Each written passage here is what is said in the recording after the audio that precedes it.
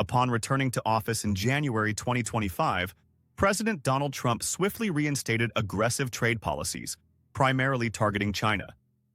On February 1st, he imposed a 10% tariff on all Chinese imports, citing national security concerns and unfair trade practices.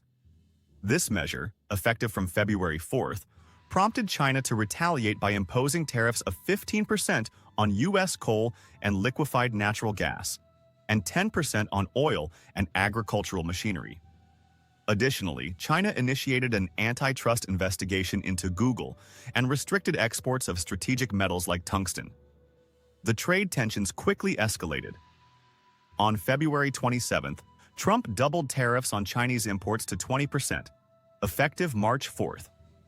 Beijing responded aggressively by levying duties ranging from 10% to 15% on key U.S. farm products, affecting roughly $21 billion worth of trade.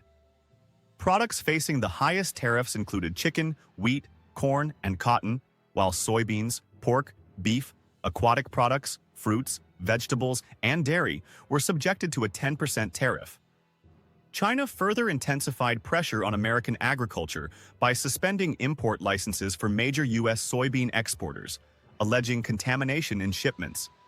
It also launched its first anti-circumvention investigation targeting U.S. fiber optic products and imposed export restrictions on 25 American firms involved in sensitive defense technology sectors.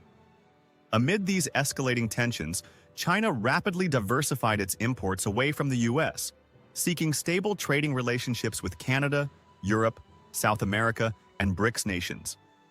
Canada's energy sector emerged as a significant partner, particularly after the U.S. imposed a 10% tariff on Canadian oil and gas imports. Canada's Trans Mountain Pipeline Expansion, TMX, completed in May 2024, nearly tripled its crude oil export capacity to 890,000 barrels per day, greatly enhancing exports to China. Between May and November 2024, China imported around 2.03 billion Canadian dollars worth of Canadian crude, accounting for over half of TMX's exports. Additionally, Canada's LNG Canada project, set to start operations in 2025, is expected to significantly boost liquefied natural gas exports to China. Europe also gained prominence as a key supplier to China. As trade frictions with the U.S. intensified, China substantially increased pork and meat imports from European Union countries, particularly Spain and the Netherlands. Europe's stringent food safety standards and reliable supply chains made it an attractive alternative for Chinese importers seeking to reduce dependency on American agricultural products.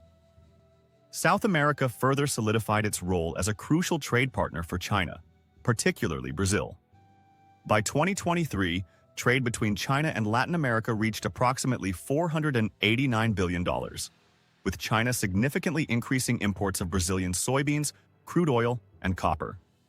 Brazil became China's dominant soybean supplier, capturing over 60% of Chinese soybean imports, reflecting China's strategic shift away from reliance on the U.S. China also intensified trade relationships within BRICS nations, notably with Russia, India, and South Africa. Russia became China's leading crude oil supplier, exporting 108.5 million metric tons in 2024. Similarly, China expanded its imports of liquefied natural gas from Qatar, Australia, and Canada. This comprehensive diversification strategy profoundly impacted U.S. agriculture. Historically reliant on the Chinese market, American farmers faced declining revenues and competitive disadvantages.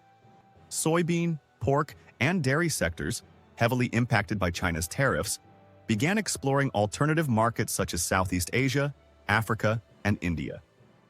However, entering these markets posed significant economic and logistical challenges due to lower purchasing power and the need for substantial adjustments in pricing, marketing, and distribution networks.